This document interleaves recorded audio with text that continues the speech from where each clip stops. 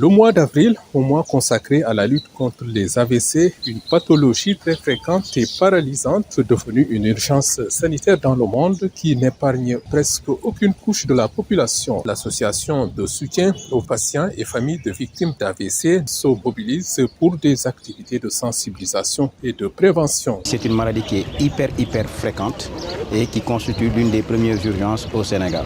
Donc depuis 6 ans environ, nous développons un concept, donc Afrique Avril AVC.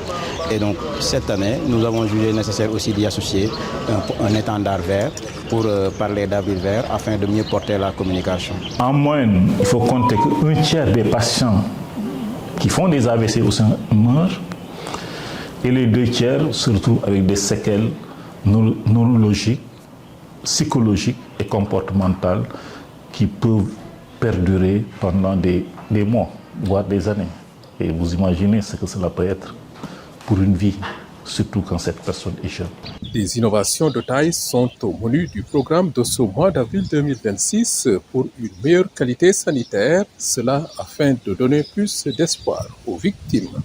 À ce jour-là, on a une innovation de taille cette année, c'est Avril AVC vert. On faisait Avril AVC tout court, mais cette année c'est Avril AVC vert.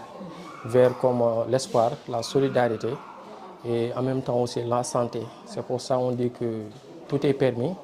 Donc quand on dit tout est permis, ça veut dire que la santé, on peut la recouvrir en fonction de notre volonté.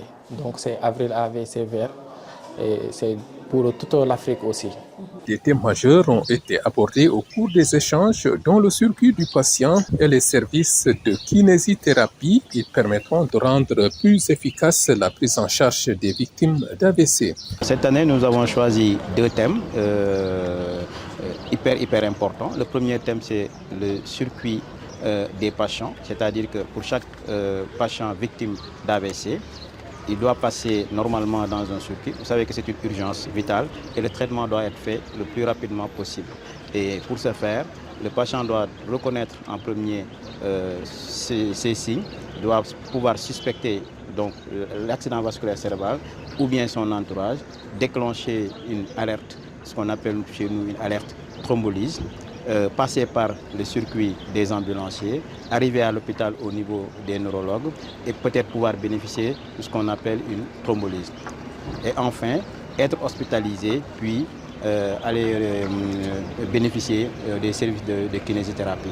Et justement, ces services de kinésithérapie aujourd'hui constituent le 2e thème.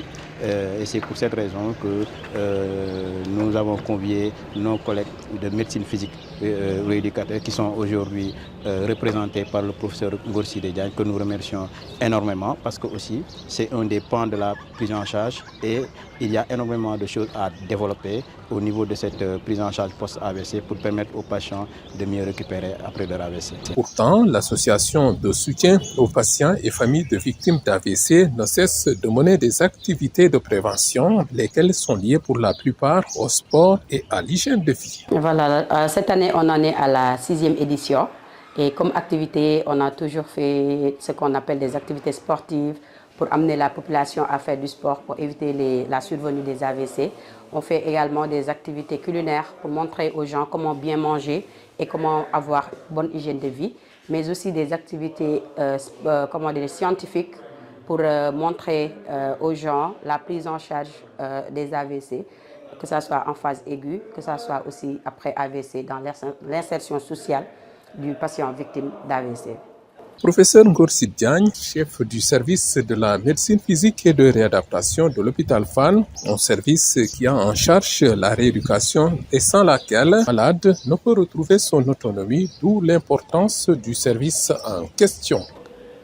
La prise en charge des AVC ne peut pas se faire correctement sans la rééducation, puisqu'en réalité, ce qui amène les patients à l'hôpital, c'est l'impossibilité de faire des gestes de la vie quotidienne. C'est ce qu'on appelle la dépendance ou bien le manque d'autonomie. Et donc, après un AVC, du fait du déficit moteur et des troubles du langage, ces patients ont des incapacités. Et ces incapacités portent plus sur les activités de la vie quotidienne. Communiquer, marcher, se doucher, prendre son bain, manger. Et donc, après l'AVC, ils sont incapables de faire tout ça ou bien ils ont des difficultés à les faire. Et La rééducation va permettre de leur redonner ces possibilités, donc de restaurer ces aptitudes, de leur rendre leur autonomie par rapport aux activités de la vie quotidienne.